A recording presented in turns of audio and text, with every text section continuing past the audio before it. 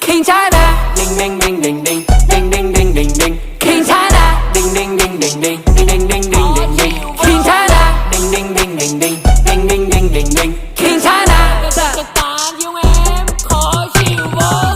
Vẫn đang bát sát đến tối đi về làm nhạc thì đó chỉ là anh. Vẫn đang chất rap nghệ An chất pha miền Trung anh răng rái. Đó là tại vì sao anh vẫn là hàng say với cái đôi găng tay. Vì chứng minh cho thấy là cái thằng đi đến từ một bàn tay vẫn có thể làm được không phải ăn mày. Thấy tên IDV on, tươi như là ly bia ngon. Bố mẹ anh vui hơn, nhất là con ơi cố nhiên đi con. Đón em trong con VinFast, phóng lên luôn là mấy chị em là muốn.